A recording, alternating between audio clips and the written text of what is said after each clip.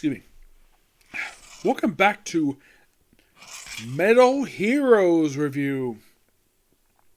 And you're probably thinking, Nick, it's been 5 months since the last time we did one of these videos. That's entirely true. That's because I'm doing a lot of Kamen Rider Super Sentai. So basically, I kind of solved the problem. Basically, by not having to wait 5 months for the next one. Basically, what I'm going to do is this. I'm going to be, once I get my break, so of course I have to do basically two, be it next to this will be a Sentai series, then a Kamen Rider series, another Sentai series, then I take a break, when I come back and break, it'll be Kamen Rider, Sentai, Metal Heroes. It'll be like this, 3 in a row, and then basically take a break. Basically, I'm increasing from 1 to 3. This is so I don't take 5 months between reviews in order to get this done.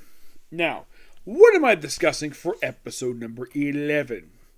I am discussing the first 4 episodes of the second Space Sheriff trilogy, which is also the second overall of Metal Heroes, Space Sheriff Sharivan. Yep. And by the way, that is him. On the left. On the right, her name is Lily. Her job is the same thing as Mimi, being Shrivan's assistant. His real name is Dan Iga. Unlike Gavin, which is actually his name, Inga is basically his real name, and Shrivan just basically his identity he assumes. I mean, his suit is similar to Gavin, so it's not too different per se, except it's more red than silver like the other one was. I mean, I like the original suit like for Gavin was really good. The ship is the Grand Berth. It's way different from the ship that it looks by appearance wise. It looks a bit smaller than the ship from the previous series.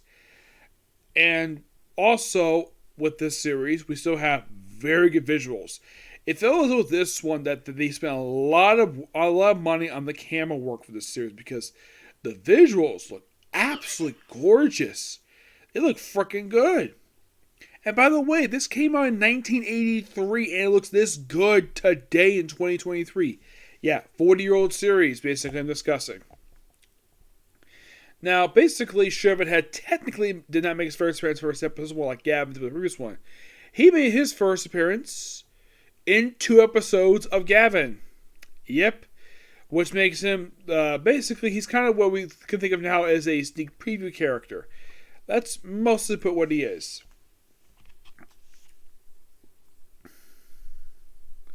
Now, here's the thing. He made his first appearance as Shrivan. Well, basically,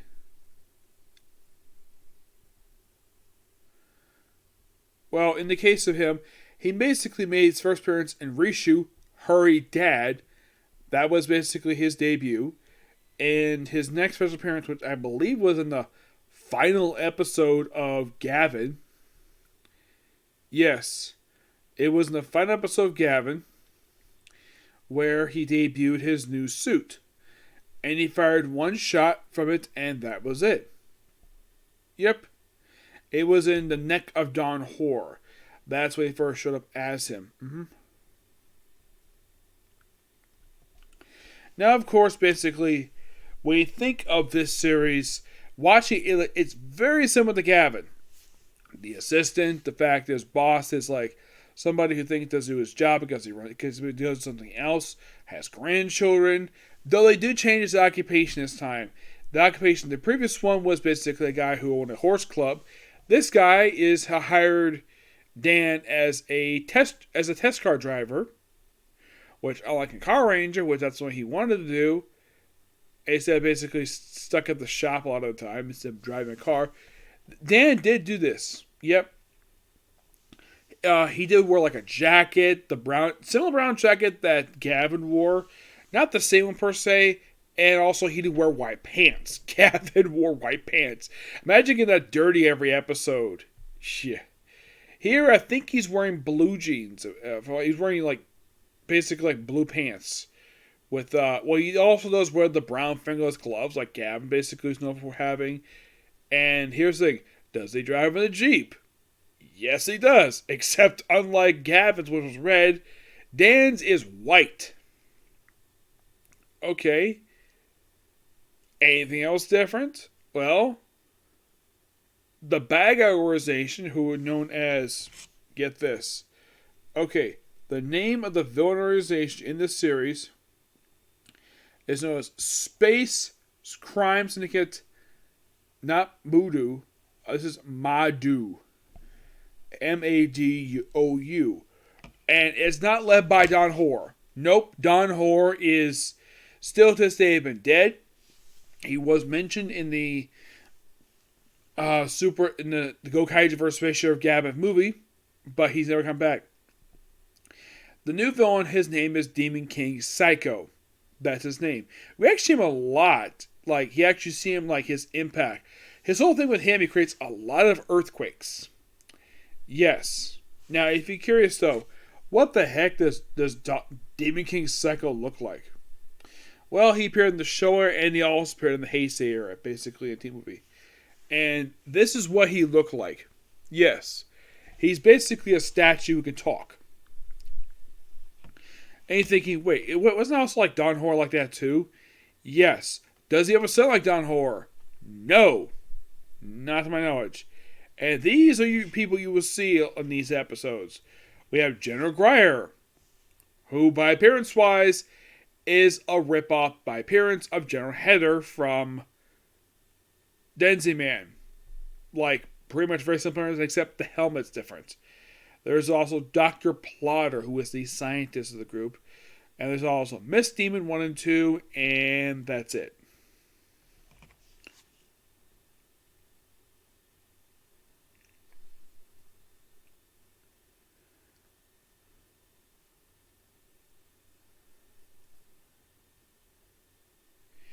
Yeah, and like in the case of what happened to Gavin, is there like a space they get pulled into where he has the big, humongous, good visual battles?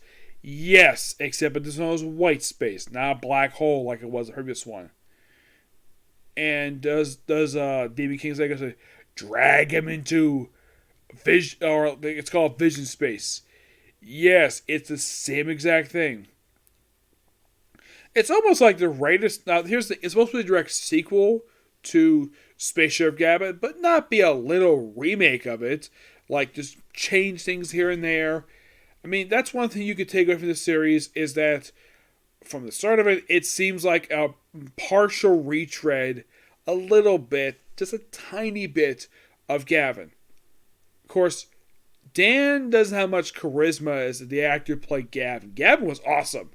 I love Space Sheriff Gavin. I thought he was a really cool character. Dan is interesting for what he is.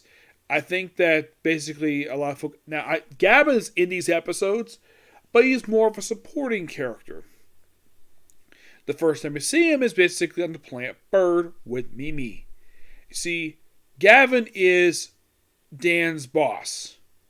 Basically, in the way Dan reports to him, because he's the captain of the solar system. And the commander, who was Gavin's boss, that's who Gavin reports to. It's kind of a weird arrangement. So, okay, interesting. Now, you're probably thinking, does he have cool tools like Gavin does? Yes, they only show off 3. One, of course, basically is like that mattress motorcycle he drives. Similar, but it's smaller. Does he have a digger? Yes, he does. And does he have the doll dragon creature that Gavin did? Nope. No dragon here. Yeah, they don't have the dragon in this episode. Basically, he has a tank, and he does have a sword like Gavin did. Yes, and his signature is called the Sharivan Crash. But here's the thing unique between him and Gavin. Gavin usually uses lasers a lot of the time for his moves. Shriven uses a gun known as Crime Buster. Okay, interesting. The suits of the grunts, basically, their outfits are simply just kind of look like electricity. It's not as cool looking as the ones from the previous series. Sadly. Now, their base, believe it or not, the main villain base, looks like this. Yeah, that's your main villain base. And of these 4 episodes, I think you see outside the place once. There's also this thing. This is associated with the vision space. And of course, like, because Tokusatsu, Kamen Rider didn't have this either. Because the fact is, remember Toei, gotta have fighters. Yep, gotta have frickin' fighters because, of course, it's Toei. You gotta love to spill out the toys.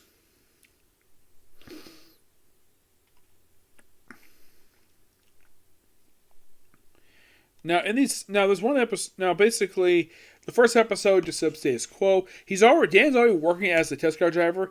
Now, he was previously a forest ranger. He apparently has left that job and now is a test car driver. They don't really explain why he stopped being, aside from the fact he's a space sheriff now. There's nothing that says he can't do both. There's nothing here about the environment here, per se. And basically how he gets drawn to the conflict with this group is that he gets attacked by them. And then he transforms. And here's something also they pull from Gab, like the same exact thing, but not the same sequence per se, but the same type of thing. He transforms, and they give an explanation like, oh, this happens in a millisecond. They kind of explain it. Yeah, but the process is different. Unlike in Gavin, where he just says thing, and he just basically does the usual hand movements, and it turns out from the spaceship, that's what the suits normally kept. Basically, the way this one is sent down is via the sun, where it basically lights up his birth grader, and just basically presents the suit. Okay, interesting. Now, in the case of these other episodes, in the case of 4, this one, when I saw, I'm like, wow, the writer of this one must have worked on Super Sentai, because the plot of this one is about gaining 100s, and it's all about computer. The whole thing of doing 100s, I'm like, yeah, that is basically a retread of Denzi Man, and Battle Fever J, and Go-Go V. For reasons, we have to retread that one. Okay, the Spirit one was interesting. I think it was this one or the next one. Actually, it was episode 3, where he has to look after a little girl after her father can come home because the Maku holds her father hostage to basically build a missile to destroy Sharivan's ship. That's the plot of that episode. And the whole thing of the next one is second one is basically there's an earthquake because they love the earthquakes. And a little boy ends up missing, though they didn't find him at the end of the episode. Now, the monsters for these ones are a bit strange, to say the least. Of course, episode 4, you have Myricon Beast, Key Beast, that's episode 3, L Beast, and Gory Beast. Yes, Gory Beast.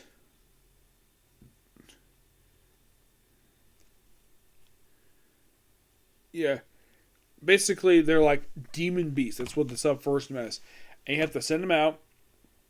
I like the previous series where they send out like that creature plus a subordinate, basically. It's not basically as time consuming as that.